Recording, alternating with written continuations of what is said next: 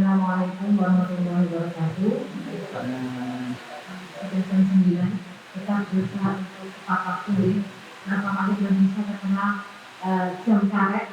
Kita belajar jaringan kita hari ini, kemudian kita tepat waktu karena sudah jam 9 dan belum habis rawuh. Kita bisa mulai nanti ini meskipun masih sedikit tapi tidak apa-apa. Nanti menyusul. Mari sama-sama kita dulu nanti kami kita pelajaran ini dengan membaca Al-Fatihah dan harapan semoga apa yang kita dapatkan di majlis ini mendapatkan manfaat dan diberkahi oleh Allah Subhanahu wa taala. Ayo solihah al-Fatihah. A'udzu billahi minasyaitonir rajim.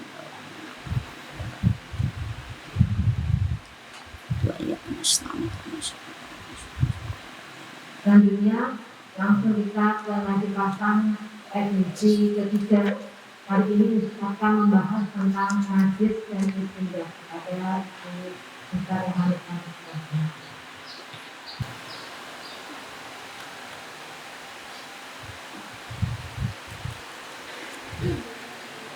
Assalamualaikum warahmatullahi wabarakatuh. Alhamdulillah wa syukurillah bahwasanya pagi hari ini kita bertemu lagi di hari ketiga dalam kondisi sehat walafiat. Semoga pertemuan kita yang singkat ini membawa manfaat barokah bagi kita semua. Sebelumnya bismillahirrahmanirrahim, mari bersama-sama berdoa sesuai tuntunan Rasulullah ketika akan belajar. Bismillahirrahmanirrahim. Raditu billahi robba wa bil islami dina wa bi Muhammadin nabiyyan wa rasula. Rabbi zidni ilma warzuqni fahma. Amin. Ibu dan sahabat yang kami muliakan, ini ucapan sahabat, panggilan sahabat itu sudah biasa untuk sahabat-sahabat Fatayat, karena di dalam tradisi atau kebiasaan yang sesuai dengan PPOA-nya Fatayat, meskipun sudah punya anak 4 misalkan, tidak boleh 4 ya, boleh-boleh saja. Itu panggilan akrabnya secara organisatorisnya adalah sahabat. Untuk GP Ansor juga sahabat, untuk Ibnu dan IPPNU adalah rekan dan rekanita. Sedangkan untuk PKK dengan muslimat itu sama, yaitu panggilannya adalah ibu. Maka dalam pertemuan ini kami biasa menyebut sahabat dan ibu, karena yang melaksanakan kegiatan ini adalah 2 komponen, yaitu PC Fatayat dan TP PKK. PC itu pimpinan cabang Fatayat, kalau TP PKK panjenengan sudah hafal, ya, tim penggerak PKK. Sahabat dan ibu-ibu sekalian, untuk hari ketiga, sesi ketiga ini adalah pokok bahasannya najis dan istinja.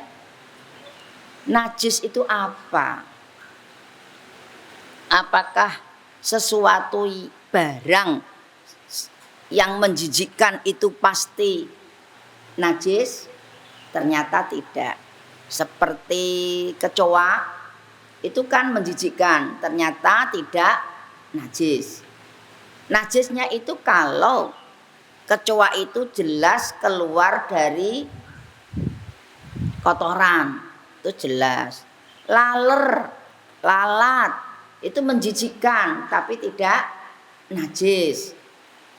Kalau kakinya jelas kelihatan karena dia habis mencelok di kotoran yang masih basah, kelihatan bendanya itu najis. Jadi misalkan pakaian kita bersih, kemudian ada lalat yang nempel di baju kita, hanya hinggap sebentar, kita tidak boleh ragu-ragu, anggap saja masih suci karena lalat pada hakikatnya adalah binatang yang suci. Jadi najis itu tidak harus yang barang yang menjijikan tidak pasti najis. Tapi najis itu apa sebetulnya? Saya menukil dari kitab Takrib, definisi najis adalah sesuatu yang menghalangi kesucian. Sesuatu yang menghalangi kesucian. Rukuh ketika untuk sholat harus suci. Tetapi ada sesuatu yang menghalangi kesucian. Contohnya kita sedang rukuan, kita menimang anak kita. Karena kebetulan anak kita nangis. Kita timang sebentar. Kemudian ternyata dia keluar pipisnya kena ruko kita. Lah itulah penghalang kesucian. Jadi najis adalah yang menghalangi sesuatu menjadi tidak suci lagi. Najis dari jenisnya itu ada 3 golongan. Dilihat dari jenisnya, yaitu ada yang bersifat ringan, sedang, dan berat. Bisa juga kecil, sedang, besar. Dalam bahasa kitabnya adalah mukhafafah, mutawasitoh, mughalladhah. Mutawasitoh itu tengah-tengah ya, tengah-tengah, sedang.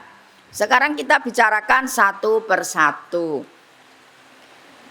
Ibu dan sahabat, najis itu kita tidak bisa terlepas dari kehidupan kita sehari-hari.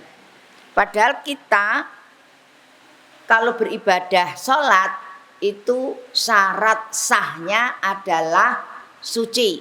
Suci badannya, suci pakaiannya, suci tempatnya, dan tidak berhadas kecil maupun besar. Kalau hadas kecil, kemarin sudah kita bahas, bisa suci ketika berwudu. Hadas besar bisa suci ketika kita sudah mandi. Sekarang kalau najis, tidak boleh tidak, najis itu harus dibersihkan, dihilangkan. Taplak meja ini ketika ada najis, apakah najisnya dibuang kemudian digunting sesuai dengan besarannya najis itu? Oh tidak. Ya, najis itu tadi 3 jenis, 3 golongan. Yang paling ringan mukhaffafah. Tetapi saat ini kita mencari najis mukhaffafah itu jarang-jarang ada. Karena apa? Karena bayi yang lebih dari 6 bulan sudah mendapat makanan tambahan ASI.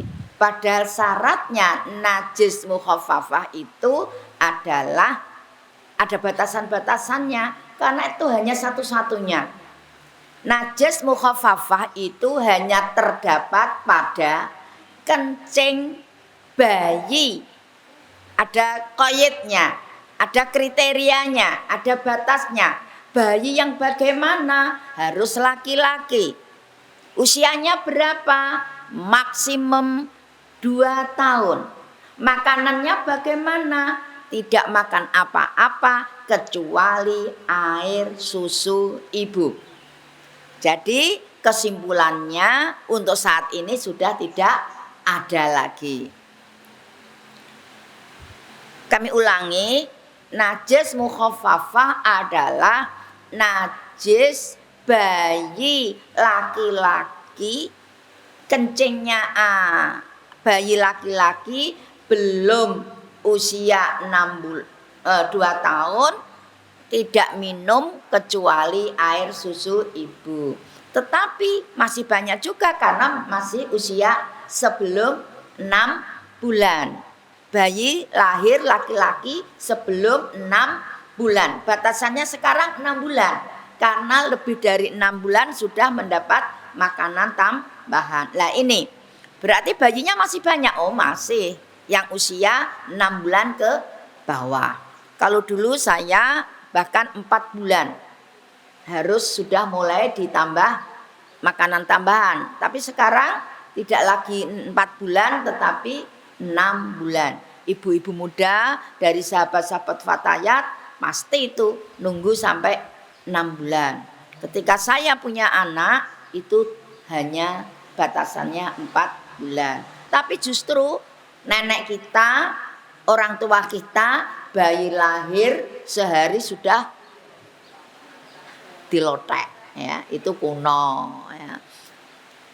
Tapi kok yang nyatanya awet-awet, mbah-mbah kita. Ibu saya itu dilotek ketika bayinya, alhamdulillah sekarang usianya 90, masih sehat, masih suka bercanda dengan buyut-buyutnya dan perhatiannya super, artinya lebih dari ibunya. Ibunya itu tidak seberapa, wajar-wajar saja, tapi yang namanya Mbah Buyut itu perhatiannya ekstra. Mbah Buyut itu ibu saya, alhamdulillah satu-satunya mantunya Mbah Khalil yang masih. Karena putranya Mbah Khalil Kasingan itu sudah wafat semua, tinggal ibu saya yang masih sugeng, alhamdulillah. Anak cucu menyebutnya Mbah Hayut ini jimat siji kudu di rumah. Ibu dan sahabat, kembali kepada najis mukhafafah. Ya, masih banyak yang 2 tahun ke atas itu sudah tidak lagi najis mukhafafah, tapi sudah menginjak najis yang kedua, yaitu najis mutawasitoh, najis sedang. Ya. Nah, najis sedang ini banyak sekali. Ya. Yang pertama adalah kotoran anak Adam.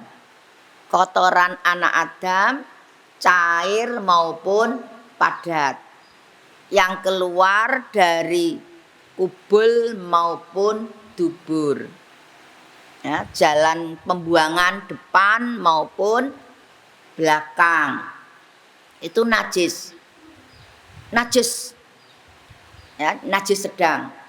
Kemudian yang kedua, kotoran yang keluar dari jalan depan maupun belakang dari semua binatang. Cecek Bu, najis. Tapi kalau sudah kering itu gampang untuk mensucikannya. Kalau kita kebetulan ya kejatuhan kotoran cecek, plek, kemudian kita insting ya, secara refleks, bukan insting ya, refleks kita selentik ke bersih, itu sudah suci. Tetapi ketika diselentik malah meleber karena basah, itu malah menjadi najis yang harus disucikan. Ya, jadi ada batasan, kalau sedikit itu namanya ma'fu, dimaafkan. Kemudian ada lagi contoh najis yang mutawasitoh adalah darah dan nanah yang mengalir. Darahnya banyak, tapi kalau darahnya hanya sedikit, misalnya darah nyamuk ya, itu dima'fu. Tapi kalau darahnya banyak, ya mutawasitoh. Kemudian yang mughaladzah bukan munggah landoh. Mughaladzah itu sedikit berat, yaitu najisnya kalb anjing dan khinzir babi. Najisnya anjing dan babi itu peluh semuanya, ya kulitnya, ya tulangnya, ya dagingnya, Ya kotorannya, liurnya saja pun mughalladhah. Jadi kita hati-hati di dalam hal mughalladhah. Tetapi ketika panjenengan ada anjing, panjenengan yakin anjingnya kering, kemudian panjenengan agemannya juga kering, gamisnya kering, bawahnya kering, kita keserempet. Nah, keserempet di toko misalnya. Panjenengan belanja serit begitu saja, itu tidak apa-apa karena kondisi kering. Tetapi ketika menjulurkan lidahnya, nah itu sudah jelas basah. Tidak ada lidah kok tidak basah. Nah, itu najis. Maka ketika itu kita sadar bahwa kita kena ludah anjing, maka kita harus mensucikan dengan agak berat. Sampai di sini paham ya? Alhamdulillah. Yang kita temui sehari-hari ini banyaknya adalah yang mutawasito. Kita itu bergelut dengan najis. Apalagi seorang ibu. Seorang ibu tolong diperhatikan benar-benar kesucian dari tempatnya sholat, bajunya anak-anak, pakaian suami, waktu sholat perlu suci. Maka kita seorang ibu memperhatikan kesucian pakaian keluarga. Kemarin kita sudah bahas tentang caranya mencuci, karena ini baju mau dipakai sholat. Kalau tidak suci, kita yang menanggung, karena tanggung jawab pekerjaan rumah tangga adalah seorang ibu. Ibu dan sahabat, sekarang mari kita bahas cara mensucikan. Bagaimana kalau kita mendapati sesuatu yang kena najis, entah itu tempat atau pakaian kita. Yang pertama, najis mukhaffafah yang sangat ringan, itu enteng sekali. Misalkan celana dalamnya anak-anak bayi yang tadi sudah kita terangkan, kita jelaskan bahwa air kencingnya bayi kalau masih usia 1 bulan, 2 bulan itu pakai popok ya. Popok yang kena itu cukup dikeringkan, kering, diangin-anginkan, kemudian diperciki air. Hanya itu saja sudah suci. Tapi apakah itu kita lakukan? Ya ndak ya, kita cuci biasa saja, pakai sabun untuk lebih mantap. Tetapi itu pada hakikatnya boleh cara membersihkan semacam itu. Misalkan lagi tidak sengaja anak kita, bayi kita, cucu kita tempatkan di meja. Mejanya luas, besar, kemudian bayinya belum banyak pola, belum banyak gerak, kita gedong, kemudian kita letakkan di meja. Ternyata dia pipis. Nah, ini bagaimana caranya? Biarkan saja, lama-kelamaan taplak mejanya kering. Kalau taplak mejanya kering, otomatis mejanya juga ikut kering. Nah, mensucikannya gampang. Kita ambil air sebaskom kecil, tangan kita masukkan, kita perciki. Rata, sudah suci. Itu kalau najis mukhaffafah. Baju kita kena, ya enggak apa-apa, kita pakai saja, lama-lama juga kering dengan sendirinya, karena udara ini udara panas, tidak harus berjemur, akhirnya kering sendiri. Untuk meyakinkan supaya suci, ambil air kita percikan. Itu adalah cara untuk mensucikan najis mukhaffafah. Sekarang kita lanjut ke najis mutawasito. Najis mutawasito ini ada 2 sifat, yaitu najis yang disebut hukmiyah dan ainiyah. Yang ainiyah itu ainun itu mata yang kasat mata. Misalkan di rumah kita, di ruang tamu ada ayamnya tetangga masuk rumah. Ceret, nembelek. Nah itu kelihatan kotornya, kelihatan najisnya. Itu adalah najis mutawasitoh yang ainiyah, yang kelihatan oleh mata. Sekarang caranya bagaimana untuk mensucikan? Kita tidak boleh dengan serta-merta mengambil air kemudian diguyur. Syor. Kalau itu dilakukan, najisnya tidak suci, tempatnya tadi ruang tamu tidak suci, tapi malah najisnya kemana-mana, namanya melebar. Ya, ini harus dihukmiyahkan dulu. Dihukmiyahkan itu bagaimana? Ya harus ainiyahnya dihilangkan. Bendanya yang kasat mata ini dibersihkan dulu. Kita ambil kertas, kita ngambil kain yang tidak terpakai, gombal itu bahasa Jawanya, kita bersihkan dulu. Atau dedaunan kalau kecil, atau sepet itu boleh. Asal ini sudah tidak ada barangnya. Kemudian kita ambil koran, kita gosok lagi sampai bersih. Antara jubin atau keramik yang di sampingnya karena kotak-kotak itu sudah tidak ketara, sama sudah bersihnya. Tapi ini masih najis hukmiyah karena belum disucikan. Panjenengan harus memberi tanda, menghitung kira-kira tadi yang mana, atau ambil kapur beri tanda, atau spidol beri titik. Jelasnya lingkaran itu, area itulah yang kena najis, tetapi sudah tidak ada barangnya, sudah hukmiyah. Kalau sudah begini, tinggal ambil air, kemudian diguyur, serit, sudah sebatas yang najis itu.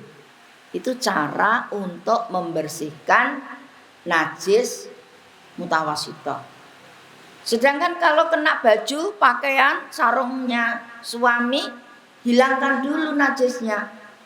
Hilangkan dulu sampai bersih, baru dijadikan satu. Barang-barang yang kena najis-najis itu sudah hukmiyah, tinggal kita mencuci. Ingat, yang terakhir harus pakai dituroh. Atau kalau tidak dituroh, ketika mencuci pakaian ini harus dimasukkan dulu ke bak, di ember, kemudian baru air dikucurkan sampai melebar, airnya sampai turah-turah. Keran kita matikan, kita kucek satu persatu, kita tempatkan di satu tempat yang suci. Masih ada buihnya, ulangi lagi sampai yakin buihnya sudah bersih.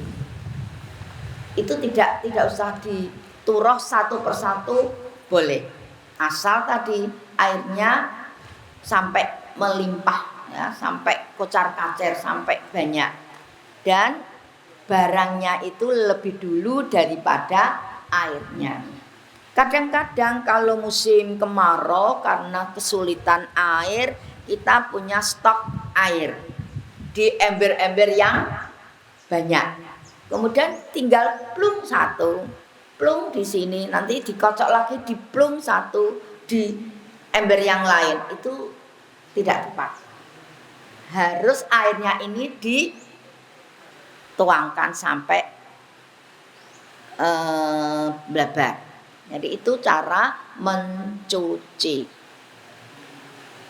Kemudian kita lanjutkan ke najis yang ketiga, yaitu najis mughalladzah. Ini biasanya kaki kita karena telanjang kaki kadang-kadang kita terkena kotoran anjing.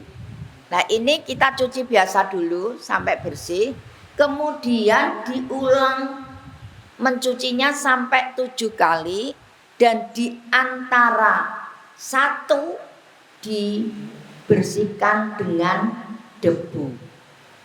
Karena ternyata debu ini bisa mematikan kuman yang ada di dalam kotoran anjing.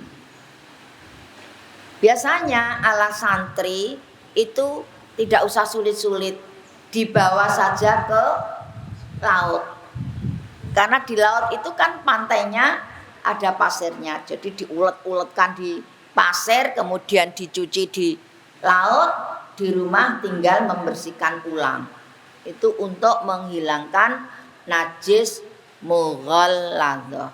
Memang kita harus teliti, ya. Apalagi seorang ibu, nyon sewu, dari piring, gelas, ya, itu perabotan rumah tangga itu harus benar-benar suci. Kemudian panjenengan kalau memasak bawang, brambang, lombok, habis dikupas baru dicuci. Mencucinya di air yang mengalir, yaitu di kran, kemudian di kalo supaya airnya langsung hilang.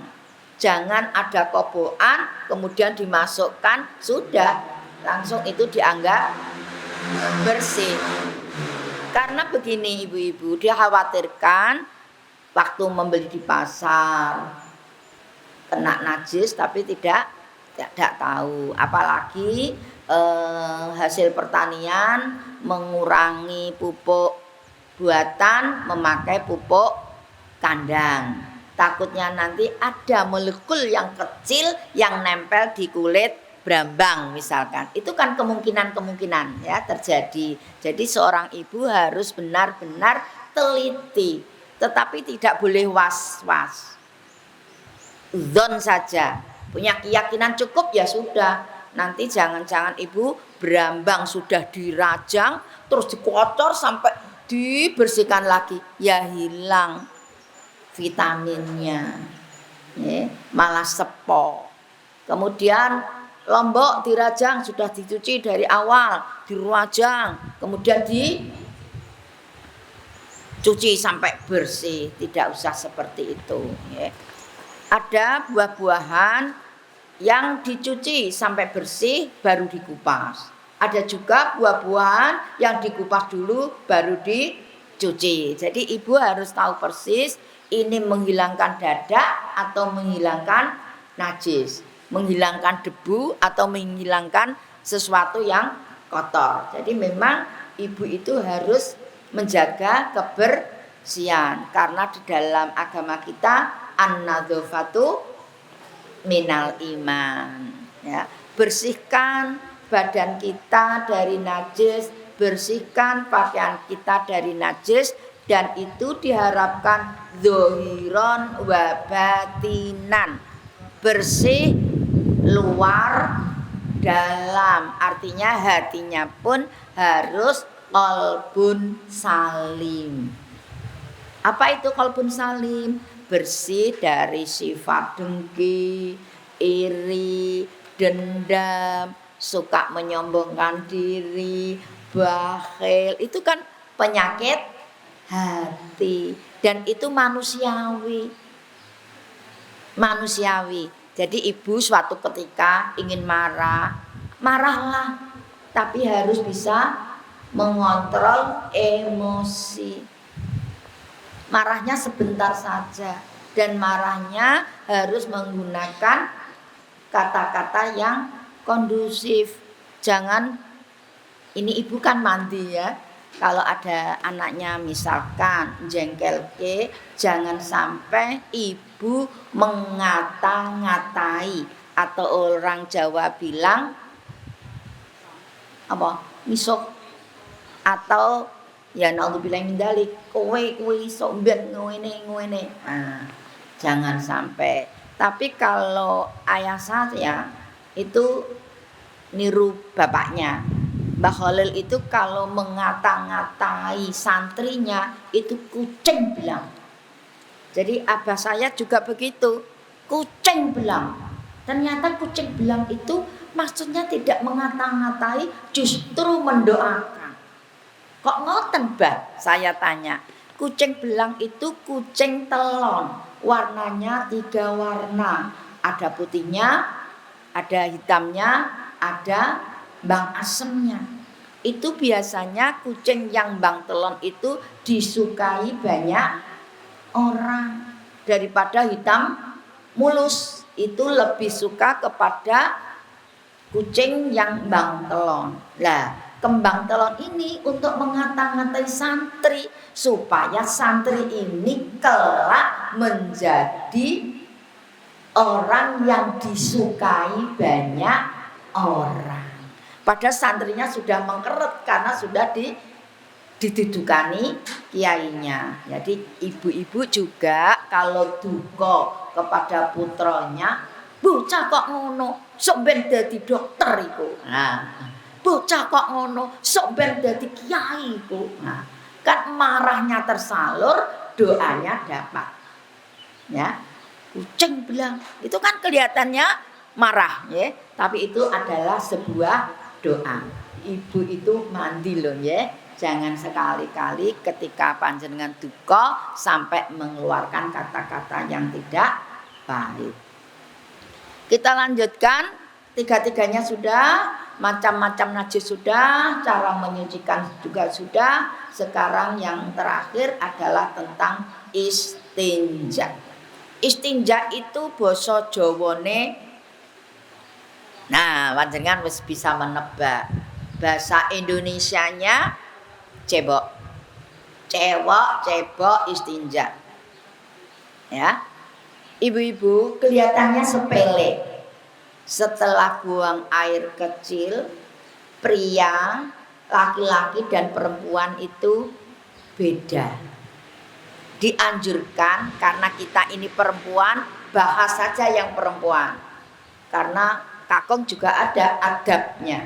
Sekarang ibu-ibu, kita adabnya, adab itu sopan santunnya untuk pipis itu posisinya adalah tidak berdiri, tetapi jongkok dengan kaki nelapak yang kanan, yang kiri mundur jinjit. Dibayangke, kaki kanan maju nelapak, kaki kiri jinjit nempel di pantat kita. Kalau nelapak dua-duanya, kalau posisi seperti itu tubuh kita gede, takutnya kejengkang. Kejengkang.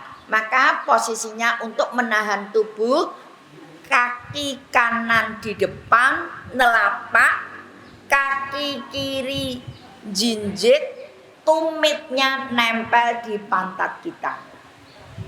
Ternyata posisi seperti itu adalah menekan kandung kemih supaya pipis kita, basa Jawa turas kita, turas betul, tuntas, dan jangan buru-buru berdiri. Tunggu tetesan yang terakhir. Nunggunya tidak 1 jam. Nunggunya berapa? Kita merasa kok kalau akan keluar lagi itu terasa. Karena belum selesai. Tes begitu. Itu malah nyun sewu kalau kita tidak perhatikan itu kadang kotoran yang ada di dalam air itu mengendap, bisa-bisa membuat orang sakit batu ginjal. Ya, ibu-ibu ini puasa pun sahabat-sahabat dianjurkan banyak minum. Tetap malam itu minum Minum tidak harus menunggu haus. Wong ora ngorong kok diutus minum. Ya, suka minum. Kemudian pagi hari jelas buang air kecil, tuntaskan kalau pipis. Tadi posisi seperti itu. Setelah itu kita cebok. Nah, ini ceboknya kita tidak berdiri rapat kakinya. Dicoba Ibu. Kalau panjenengan nanti tidak percaya, panjenengan tidak ada kerjasama antara kanan dan kiri, tangan kanan dan tangan kiri panjenengan diamkan di belakang, kaki rapat, kemudian guyur. Kira-kira suci tidak? Tidak. Karena sifatnya air adalah dari atas turun ke bawah. Padahal milik kita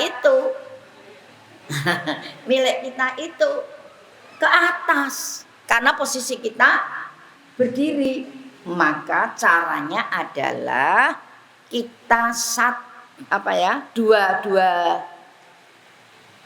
kilan agak direnggangkan, kemudian lutut kita tekuk sedikit. Pernah Ibu praktek seperti itu? Harus dikerjakan mulai sekarang. Nanti kalau ke kamar kecil. Bu Tati tadi kaki kanan maju selangkah, tidak usah banyak-banyak. Selangkah dengan Anda ke depan, yang kiri di belakang, kemudian kita tekan ujung-ujung jari, jinjit, tumit kita tekan di pantat. Kemudian setelah selesai berdiri, 1 boleh, 2 boleh, tapi tidak usah lebar-lebar. Kemudian tekuk lutut. Kalau itu dikerjakan betul, kemudian gayung kita gebyurkan, kemudian ada kerjasama jari-jari tangan kiri. Orang Jawa menyebut apa Bu? Dikuili. Lah ini ya saru, tapi ya memang harus begitu. Kalau istrinya tidak tahu menahu tentang hal-hal semacam ini, suami bertanggung jawab. Tapi suami misalkan tidak juga tahu, maka perempuan wajib ngaji. Nah, alhamdulillah ini panjenengan difasilitasi oleh tim penggerak PKK dan PC Fatayat bisa menyelenggarakan semacam ini. Manfaatnya itu banyak, karena hal-hal semacam ini di buku tidak ada. Ya, di buku tidak ada, kita cari tidak ada. Karena ini adalah dawuh kiai. Saya juga dawuhnya kiai, dawuhnya guru kami. Dulu itu waktu saya masih remaja belum ada gamis, yang adalah jarian. Ngajinya pakai jarik, ya, dari Tasik Agung ke Leteh, ke Sidowayah, ke Kiai Fauzan. Itu jalan kaki dan berbondong-bondong badal Isya. Ya oke-oke saja. Tapi sekarang anak-anak remaja ini semua yang dilihat. Ya apa tidak Bu? Iya. Ya. Kalau pelajaran karena daring tidak apa-apa. Tapi di usia TK itu apa yang dilihat? Ya game, ya film pendek, ya macam-macam. Ya, itu adalah tantangan untuk kita bagaimana mengalihkan perhatian anak-anak. Boleh-boleh saja, tetapi tidak boleh berlama-lama karena dapat mengganggu saraf mata. Ya, kita lanjutkan. Ibu dan sahabat, itu kalau tadi untuk pipis, jalan depan. Sekarang yang BAB, habis BAB bagaimana? Panjenengan BAB tidak boleh berdiri. Naudzubillah min Zalik. Ya. Ada penghuni neraka wanita yang pipisnya ngawur. Nah, ibadahnya, sholatnya iya dan sebagainya, tapi pipisnya ngawur. Berarti dia masih menanggung najis, maka sholatnya tidak sah. Maka kelihatannya dia ahli ibadah, tapi terhapus semua. Dia masuk neraka. Na'udzubillahi min dzalik. Kita berusaha untuk tidak seperti itu. Kita berusaha untuk cari tahu. Nah, ini kesempatan kita. BAB itu tidak berdiri adabnya, tetapi karena toilet panjenengan ada yang duduk, ada yang jongkok, silakan, tidak masalah. Sini sayang, sama Eyang Hati. Ini sama Ayi. Ya. Itu juga demikian.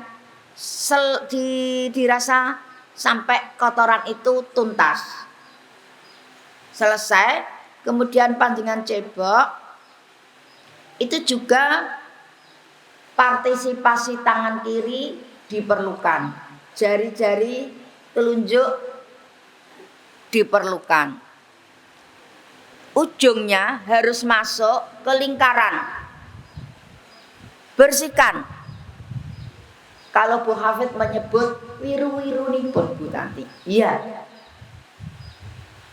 Di lubang itu tangan kita harus bergerak membersihkannya. Kadang nyun sewu karena belum tuntas di usus besar itu perjalanan dari pencernakan ke lubang pembuangan ke anus itu masih beolnya sudah keluar tapi dalam perjalanannya masih, maka perlu dikeluarkan dengan cara mengejan. Perso mengejan ya. Ototnya kita tekan seperti panjenengan kalau senam kegel. Panjenengan senam kegel Ibunda? Perso senam kegel sambil duduk bisa, sambil tidur bisa, karena yang digerakkan otot dalam. Ya, gerakan-gerakan semacam ini perlu untuk menguatkan otot depan dan otot belakang. Ya, digerak-gerakkan. Untuk apa ini? Untuk Bapak Eben senang. Ini rahasia kita bersama, ya. Senam kegel penting juga. Diniati ibadah. Kita lanjut. Setelah itu sambil kita guyur dan tangan kita pakai sabun. Pakai sabun. Diguyur sampai kasat. Wong Jawa ngarani keset. Karena kotoran kita kan lunyu ya. Nah, itu bersihkan. Kadang-kadang kita mengejan itu keluar lagi, tapi hanya sedikit. Nah, itu harus bersih total. Jadi kita kalau cebok itu tidak serta-merta diguyur 2-3 kali selesai. Tapi yakinkan bahwa itu sudah benar-benar bersih, benar-benar suci dari kotoran. Kita membersihkan anak-anak kita, cucu kita juga demikian.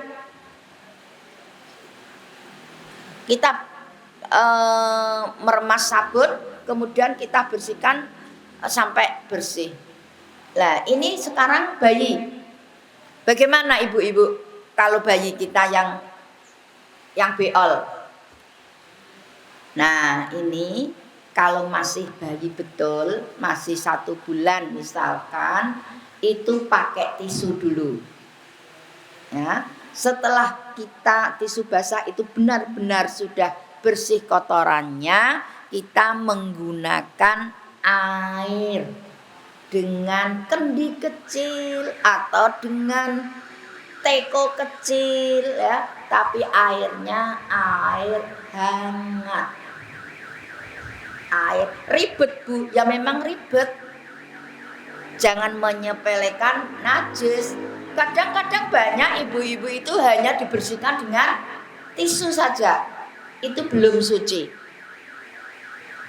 Pipis hanya ditutul-tutul saja, belum suci. Kalau ini anak perempuan, bayinya perempuan, ya ditator. Tidak perlu 3 gayung digebyurkan, kasihan bayinya. Dia akan kedinginan. Nah, bagaimana itu? Kita cepak kendi kecil, banyak dijual di pasar atau teko kecil. Sampingnya kita harus punya termos. Ini diberi air termos sedikit supaya suam-suam kuku. Kemudian ditaturke, dipancurkan ketika kita merawat bayi. Jadi tidak aneh ketika seorang ibu yang benar-benar memperhatikan kesucian bayinya itu di kamarnya ada kendi.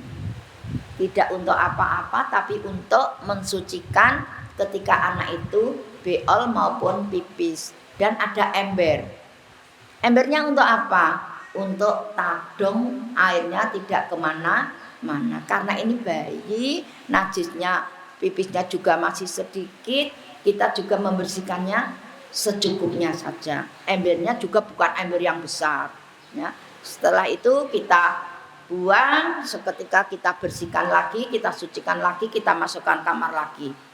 Jadi itu persiapan kalau bayinya nanti pipis tengah malam.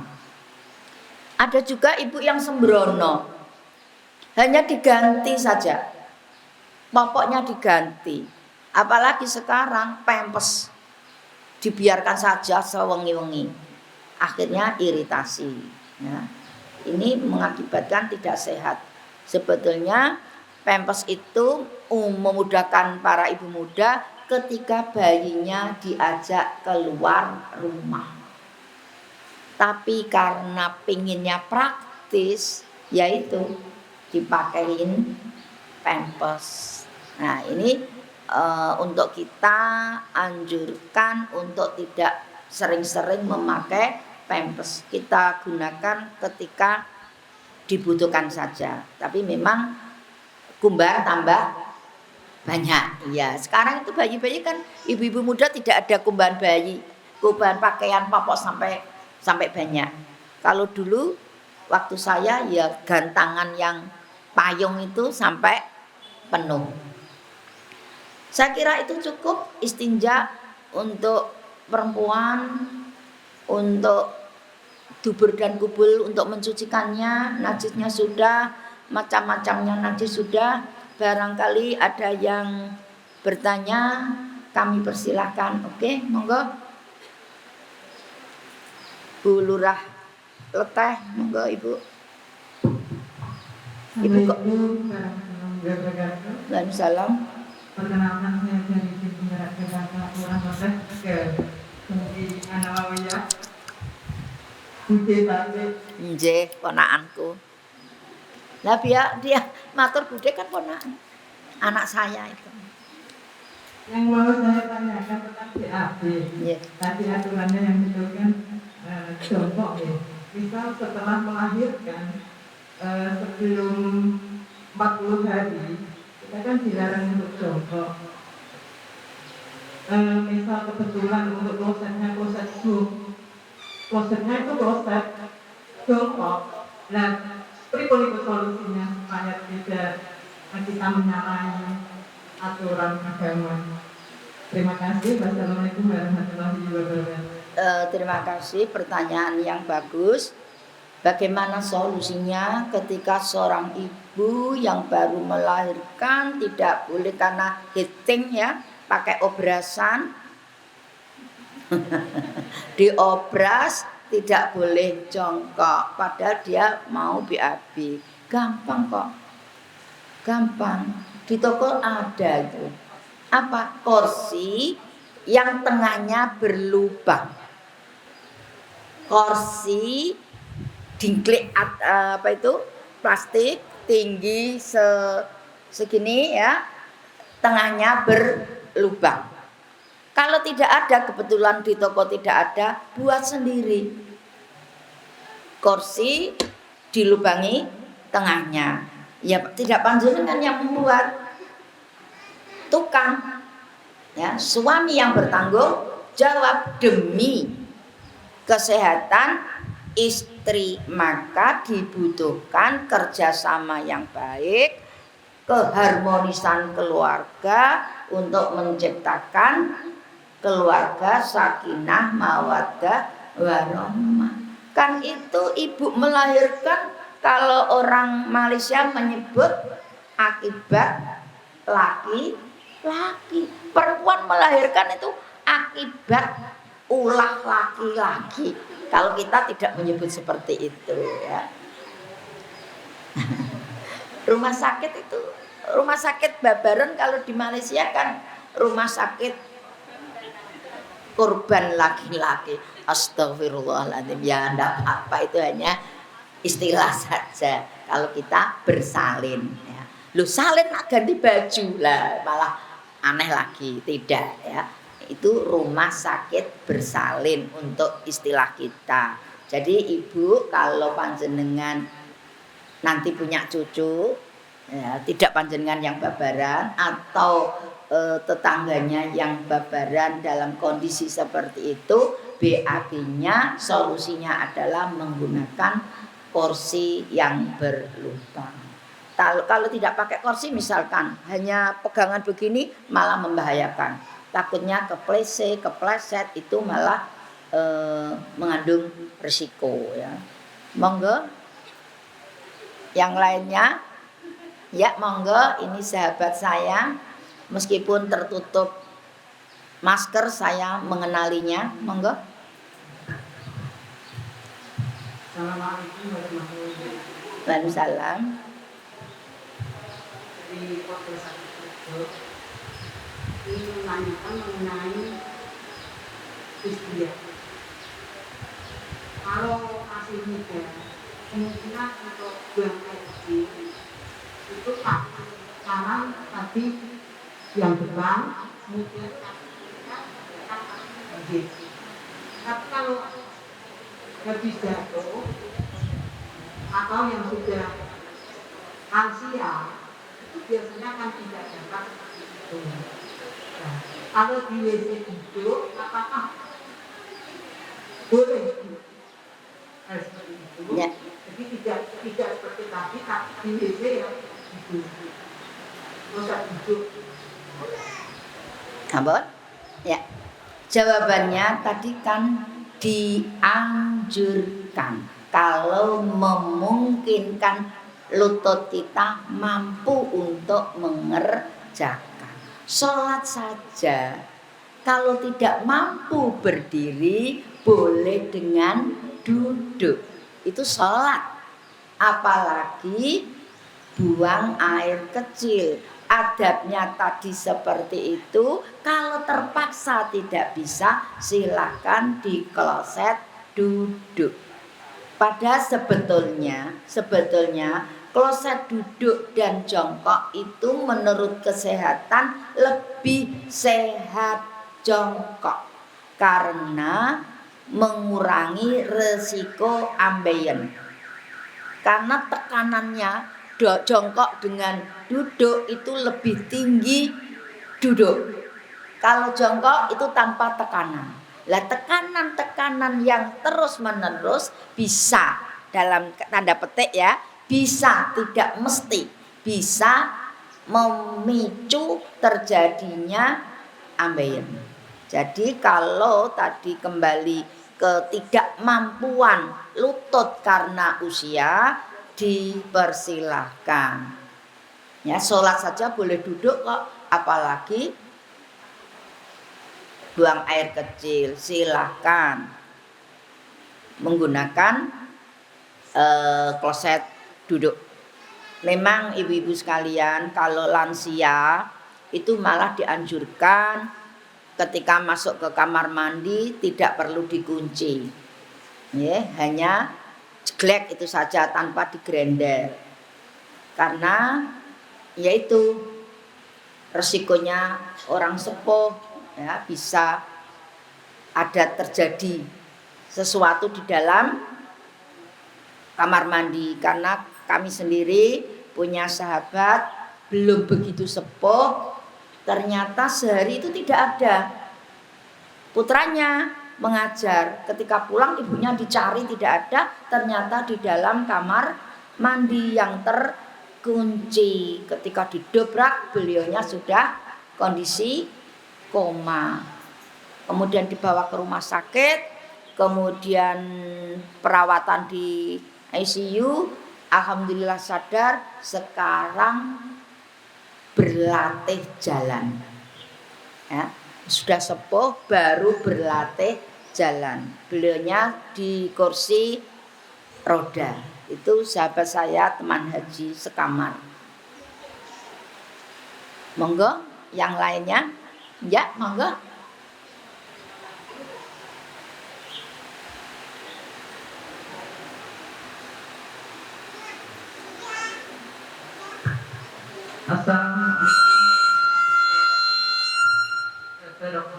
Waalaikumsalam. Terima kasih. Ini saya mau bertanya mengulang yang kemarin. Boleh? Monggo, monggo. Mengulang enggak masalah. Kalau Itu Mas. kalau mandi untuk mandi besar, misalnya mimpi dengan mimpi, pada saat mimpi itu sedangkan suami sudah meninggal. Almarhum. Tapi mimpi untuk melakukan hubungan dengan suami, apakah saya juga harus mandi besar? Terima kasih. Waalaikumsalam. Mimpi perempuan dan mimpinya laki-laki berbeda. Ketika pria mimpi sampai tidur basah, mimpi basah, anak jejaka, mimpi basah, keluar sperma, maka dia berkewajiban mandi. Tapi seorang ibu mimpi berhubungan dengan suami tidak diwajibkan mandi. Tetapi ketika seorang istri dia menghayal sampai orgasme, berkewajiban mandi. Ini perbedaannya. Kalau mimpi-mimpi saja itu tidak masalah. Tadi malam itu mimpi malah indah. Karena mimpi saya bertemu dengan Pak Lek saya yang sudah almarhum. Dan kelihatan sehat, gagah, Mas Munib. Pak Lek saya itu sepupunya bapak saya. Saya itu bangun tidur, alhamdulillah. Pak Lekku kok seger gagah itu. Barangkali ini mau 7 harinya saya membaca 40 harinya akan ada acara tahlil virtual. Saya membaca itu terbawa sampai mimpi. Jadi ibu-ibu ini kami ingatkan lagi nggih, barangkali panjenengan punya putra di usia SMP laki-laki, kewajiban kita untuk mencermati apakah anak kita sudah balik atau belum. Kalau tanda balik laki-laki itu suara sudah berubah, warna suara. Nah, itu glogori. Kemudian pernah mimpi basah. Kita harus teliti. Kalau perempuan itu gampang, pasti dia curhat ke kita. Ibu, kok seperti ini, Bu? Nah, kita memberitahu. Tapi kalau sudah usia SMP, dia sudah ada pelajaran di biologi. Tapi kalau untuk usia SD belum mengarah ke sana. Itu ibu harus teliti. Anak belum tahu apa-apa, tiba-tiba celana dalamnya berdarah, ada darahnya. Itu seorang ibu harus segera memberi tahu. Kemudian kalau anak laki-laki Ini pengalaman anak kami laki-laki itu 2, punya karakter yang berbeda. Ketika anak saya yang pertama saya tanya, ibu harus berani tanya, Dek, adik sudah pernah mimpi basah? Apa jawabnya? Sampun Bu, dengan jujur. Sampun Bu. Terus piye? Saya ya mandi. Kok tahu caranya? Enggak, diberitahu teman-teman. Karena sudah di pondok. Diberi senior-seniornya. Oh ya wis, bagaimana coba? Begini-begini, oh ya.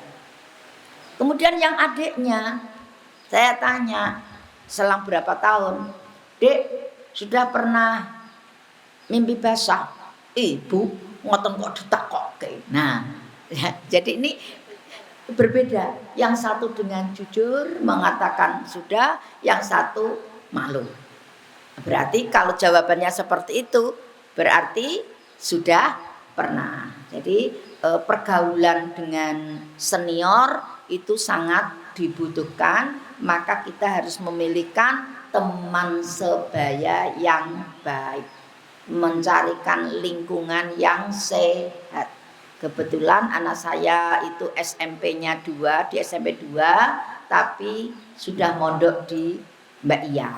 Jadi ketika lulus SD saya pondokkan di TPI, sekolahnya di SMP 2. Saya ingat persis waktu itu sering curhat karena sering terlambat, karena ngaji.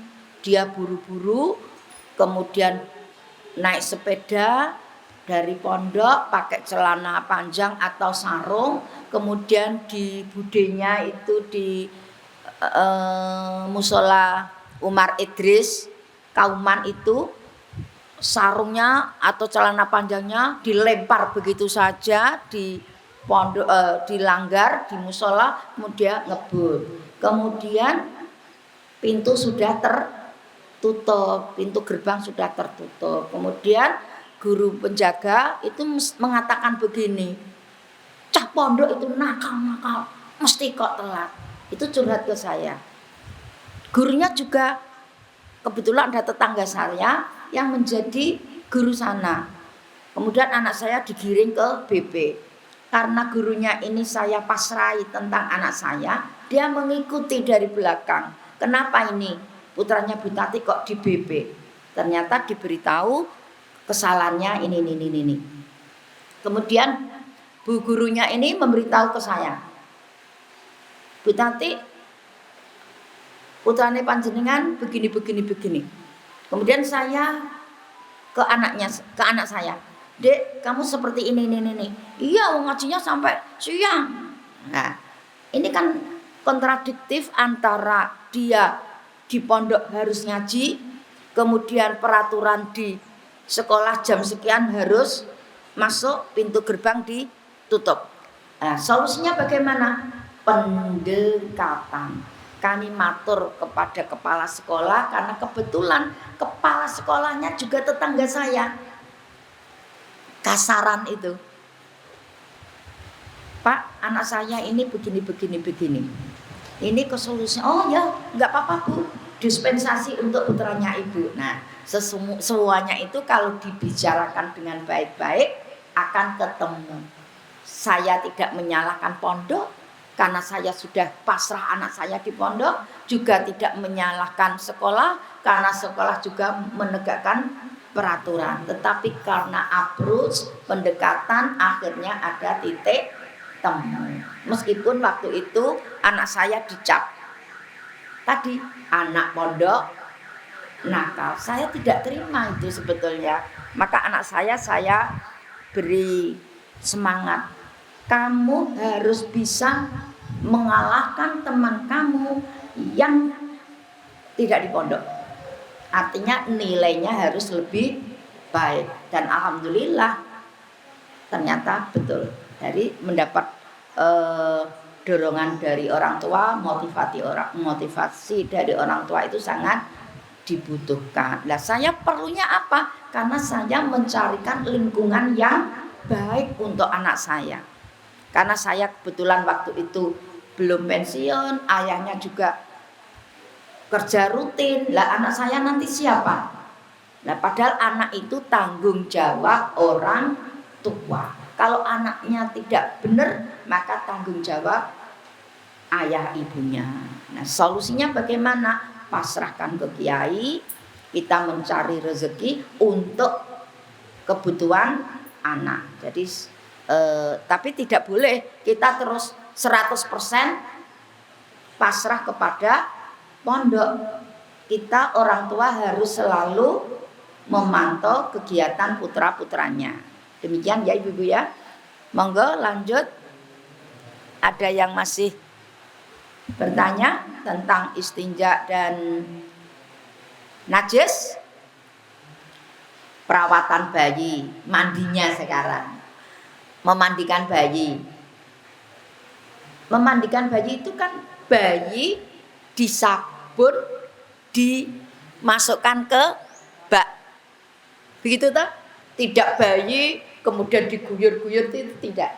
Nah, padahal bayi ini kadang-kadang membawa najis. Nah, supaya ini bayinya setelah mandi suci, maka ketika terakhir kita menyediakan air hangat, bayinya kita kurepkan di tangan kita satu ini sudah cukup. Kalau bayinya masih 1 bulan, tengkurap ini diguyurkan, dibilasi pakai air hangat. Nah, serut sebentar saja, jangan terus berlama-lama ya, kasihan bayinya ya. Itu bidan yang merawat bayi-bayi cucu saya mesti seperti itu, karena sudah terbiasa di lingkungan kami seperti itu. Beliau saya beritahu, oh ya Bu, saya sudah paham gitu. Nah, kalau bayinya harus disucikan, kemudian kita keringkan dengan handuk segera mungkin, kemudian kita rawat. Karena metode merawat bayi zaman dulu dengan sekarang sudah sangat berbeda. Kalau dulu harus geritana, bertali, sekarang tidak boleh, harus hanya memakai singlet ya. Dulu itu tidak boleh pakai yang ada karetnya, sekarang boleh, tapi karetnya yang lentur ya. Itulah metode-metode dulu dan sekarang berbeda. Kemudian kalau dulu itu ditaburi bedak sampai merata. Sekarang tidak perlu, pakai lotion saja ya, lotion itu. Jadi memang berbeda cara perawatan, karena semakin canggih, pengetahuan semakin berkembang, maka cara merawat bayi pun berbeda. Ya enggak apa-apa. Itu keistimewaan panjenengan yang punya putra kecil masih menyempatkan waktu untuk tolabul ilmi ya. Karena kalau ditinggal kita tidak tega, padahal kita berkewajiban untuk menuntut ilmu. Ada kesempatan begini ini tidak masalah, karena fatayat itu resikonya memang masih push ya. Kalau kita yang di PKK itu ya ada yang masih push tapi sudah besar-besar putra-putranya ya, masih usia produktif tapi masih putranya sudah agak besar. Monggo barangkali ada ya, monggo. Dari PKK Kabungan Kidul. Nggih. Waalaikumsalam. Kalau seandainya kita itu berada di kolam renang, kita kan nggak tahu misalnya penghuni kolam renang itu apakah pipis misalnya, kita nggak akan pernah tahu ya. Itu kita setelah mentas itu seharusnya gimana ya untuk menghilangkan najis, atau kemungkinan kita ragu-ragu atau kita was-was, ini jangan-jangan gitu antara yang itu ya. Seperti itu terima kasih.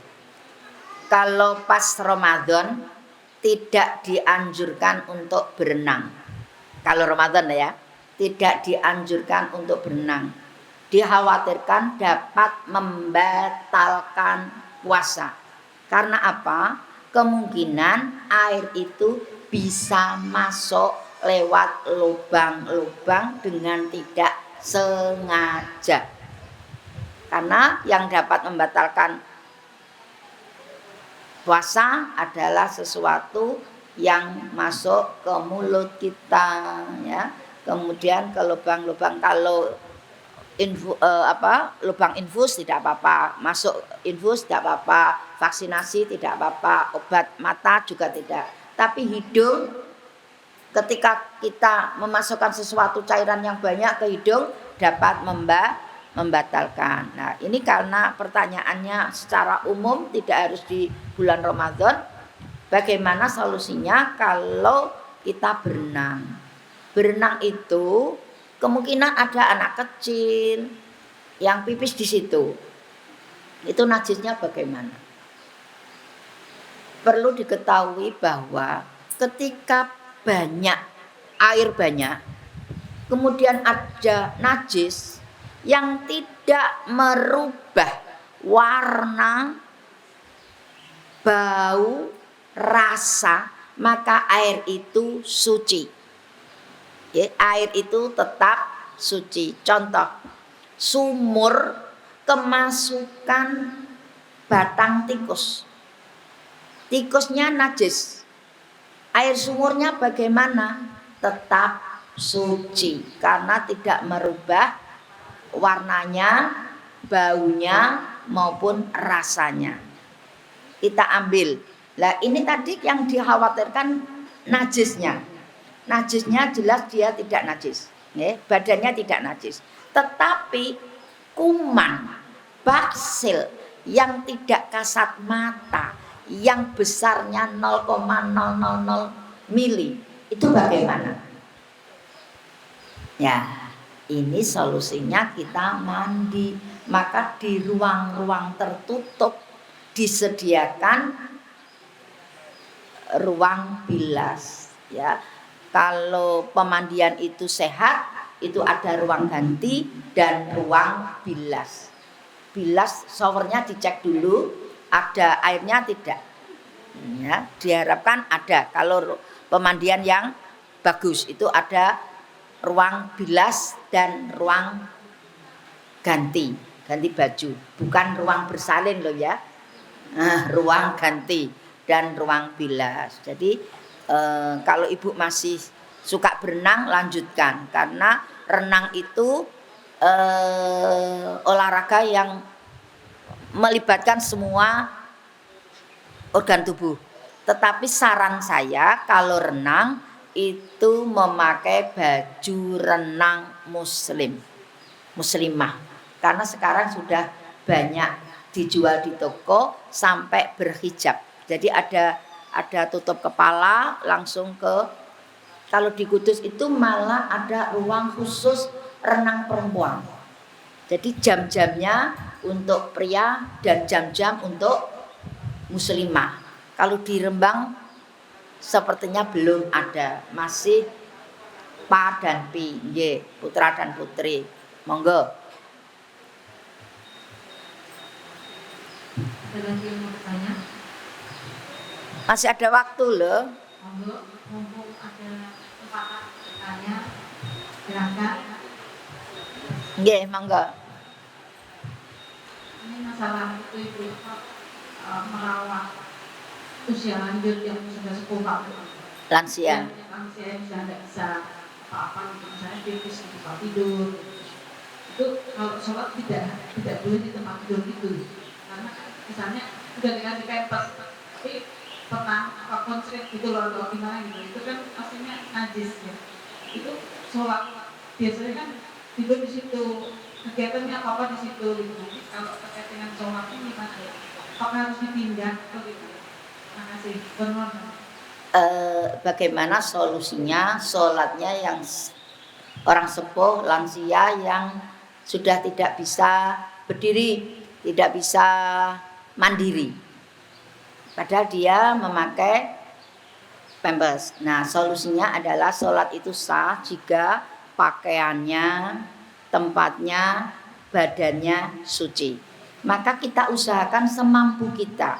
Pertama, pampers harus baru. Kemudian mensucikan, habis pampersnya itu diambil kan najis. Bagaimana mensucikannya? Kita taruh ember di bawah, beliaunya diangkat, kemudian kita guyur. Tidak usah banyak-banyak, tapi pakai kendi sebagai syarat mensucikan. Setelah itu kita ganti yang baru.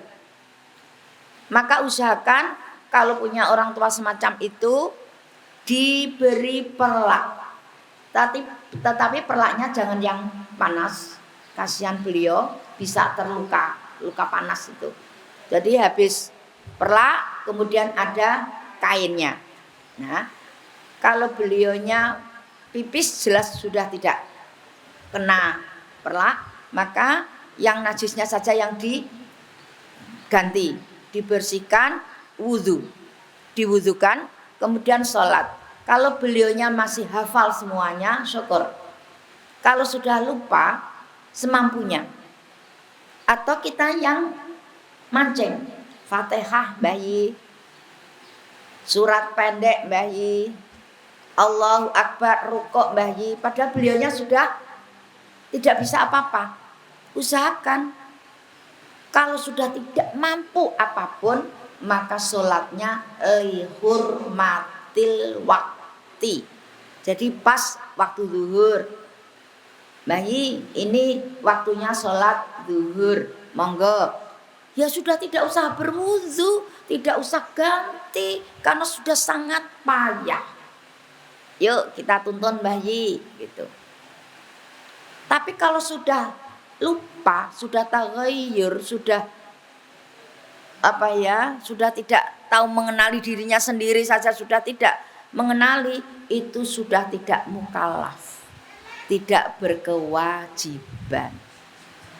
Ya, karena nyuwun sewu sudah tidak mengenali dirinya saja sudah tidak, itu sudah tidak berkewajiban sholat. Nah, kita jangan mengeluh kalau memiliki orang tua seperti itu. Kita harus punya prinsip bahwa ini adalah bentuk hormat saya, hormat apa sayang? Menghormati kesempatan kita menghormati orang tua. Nah, biar tidak ngantuk. Ya, kita bentuk hormat kita kepada orang tua kapan lagi? Kadang nyun sewu ada rasa jengah kita ya, ada rasa jenuh kita atau mangkel kita atau apa, itu buang jauh-jauh dengan menghibur diri kita. Ini jalan menuju surgaku. Ya, ini jalan menuju surgaku. Saya juga punya ibu seperti itu, tapi sehat, masih sholat tarawih, masih mengenali anak cucu yang jauh-jauh, itu masih silsilah masih. Saya tuh punya saudara sudah sangat jauh karena punya grup keluarga, beliau datang. Mbah saya binti ini. Oh iya no, iki. Apal semua. Kemudian sampai heran, loh Mbah Suyuti, Mbah Hafidzah kok ternyata daya ingatnya masih bagus. Masih alhamdulillah. Lah ini kita harus bersyukur masih ditunggui orang tua. Ini adalah jalan menuju surgaku. Nah, kalau panjenengan sudah masih punya orang tua yang seperti itu, bersabarlah. Karena dulu panjenengan yo ngompoli, yo ngengei, yo tidak bisa mandiri, dia dilatih jalan dan seterusnya ya. Jadi kita harus mengukur bagaimana jasa orang tua itu jelas tidak bisa kita balas dengan cara merawat, karena jasa orang tua itu tak akan bisa kita balas sesuai dengan jasa orang tua tersebut. Nyata, Bu. Iso berapa ibunya? Nggih, Ibu Lek. Nggih, berapa? 80 lebih. Ibu saya 90 pas 1 Recep kemarin di ulang tahun nih. Nah, kita semua bersyukur alhamdulillah bayi masih sugeng di usia 90 tahun, alhamdulillah. Itu mbahnya Mbak Iyah juga. Nah, itu kemarin waktu hari raya ibu saya itu agak kecewa sekali ketika cucu-cucunya tidak datang karena memang pandemi. Nah, tahun ini beliaunya berharap, ya Allah, moga-moga pandemi wis ndak ada cucu-cucu saya datang, karena beliau begini ini sudah nitip uang baru untuk didung wayah-wayahnya itu. Kalau Mbak Iya sudah besar ya tidak keduman itu ya. Uang baru itu pasti punya di akhir Ramadan itu. Persiapan untuk cucunya datang. Itu kan niat yang sangat bagus untuk kita tiru ya. Jadi sudah siap-siap untuk dibagikan ke anak cucu. Beliau berharap pandemi segera berlalu. Kita syukuri saja kita punya orang tua yang sudah sepuh. Bule itu juga orang tua kita. Monggo. Iya. Monggo.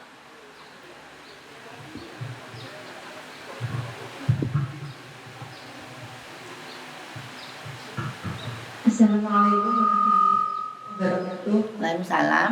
Saya dari Fatayat Kantin Jembangan mau menanyakan, kan di desa saya itu kalau musim sawah Bu. Ya. Dibuka saja Mbak, dibuka. Nah, Kalau musim sawah kan pada di ladang itu bagaimana kalau kita itu istinja di sawah? Cara membersihkan istinja di sawah. Terima kasih. oke. Ini juga harus dicari solusinya. Ibu petani di sawah karena keseharian musim panen atau musim tanam. Padahal dia mau pipis atau BAB Bu. Sahabat. BAB. Nah, delik. Ya. Kalau karena sudah tidak bisa ditahan lagi. Dan istinjaknya bagaimana? Ada solusinya. Solusinya adalah kita mengambil batu 3 benda keras yang bisa membersihkan. Orang Jawa bilang peper. Boleh 3 batu kita bersihkan, 1 buang, yang ambil suci lagi 1 bersihkan, 2, yang terakhir 3. Kalau tidak ada batu 3, cari 1 yang ada agak gedean. Sudut kanan, sudut kiri, sudut atas, boleh. Ya. Ini kan batu agak besar, bagian atas, bagian samping, yang digunakan untuk peper, boleh. Ya. Tapi nanti di rumah kan sudah tersedia air, bersihkan. Itu tadi hanya untuk sementara. Tapi seandainya tidak ada air pas di hutan, itu sudah cukup untuk istinja model seperti itu. Tetapi kalau istinja model pesawat terbang itu tidak pakai batu, tapi pakai tisu. Jangan ragu, pakai tisu saja yang banyak itu. Kan gelondongan, tarik saja banyaknya, wempel bersihkan, seret, buang di sampah. Bersihkan lagi sampai tidak ada. Maka sholat di pesawat itu adalah sholat lihurmatil waktu. ganti. Nanti kalau sudah sampai di Indonesia ketika kedatangan atau sampai di Jeddah ketika pergi itu diqadha. Bukan diqadha, tapi diganti. Sholatnya diganti. Jadi tadi kan sudah sholat, tapi diganti sholat lagi, bukan qadha. Ya. 18 jam. Ya kan sholatnya hanya 2-3 kali. Zuhur saja atau kan di sana nanti jamnya kan mundur 4 jam. Nah, kita bahkan pernah tidak menerjang waktu sholat. Karena sholat maghrib misaknya sudah di Indonesia, kemudian perjalanannya subuh sudah sampai di sana. Bisa. Jadi semalam kan di sana, di sini sore, di sana siang. Subuhnya masih dapat waktunya.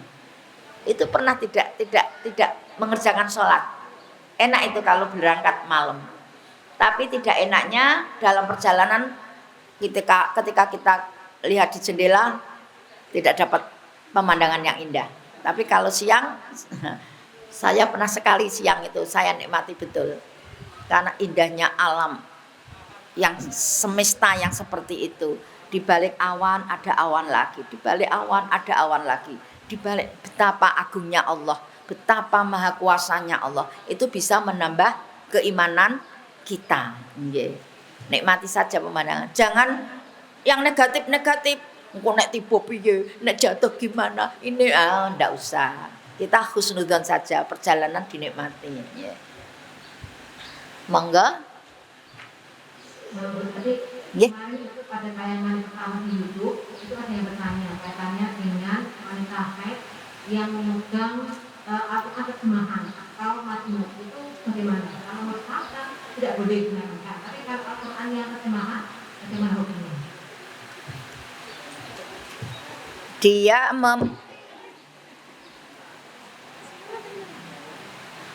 kalau di Arab Saudi itu ada anak kecil ini ada sabuknya.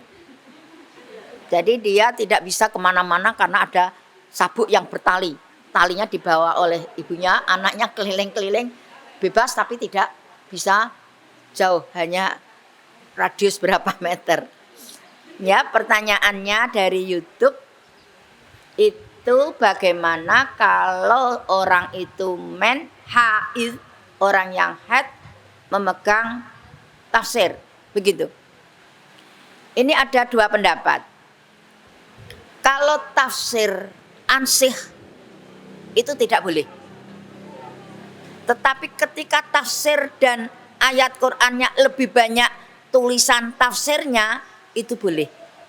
Jadi ada dua pendapat, ada yang tidak boleh karena tafsirnya hanya sedikit, banyak Qur'annya, tapi boleh ketika Quran dan tafsirnya banyak tafsirnya. Kan tafsir itu macam-macam. Ada yang hanya maknanya apa adanya, tapi ada penjelasan yang sangat banyak. Ketika anak saya itu di pondok pesantren waktu menghafalkan Quran, yang dipakai adalah Quran yang ada tafsirnya. Dia memegang tapi karena batal, bukan karena Itu boleh karena memang tafsir, tidak tidak Quran, itu boleh. Bukan mushaf, tapi tafsir. Itu jagani anak pondok yang sedang menghafalkan batal tiba-tiba. Itu boleh. Jadi kalau orang yang haid memegang tafsir ketika tafsirnya lebih banyak dari ayat Qur'annya boleh. Tetapi ketika lebih banyak Qur'annya tidak boleh. Itu ada dua pendapat seperti itu.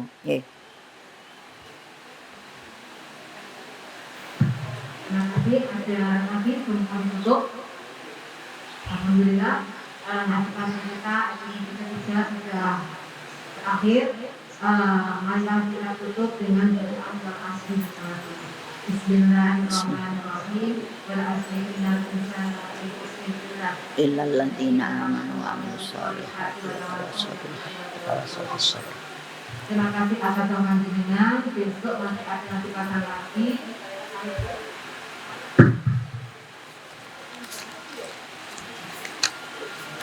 Diusahakan tetap kita mulai jam 9. Aurat. Besok insya Allah temanya tentang aurat. Terima kasih. Assalamualaikum warahmatullahi wabarakatuh.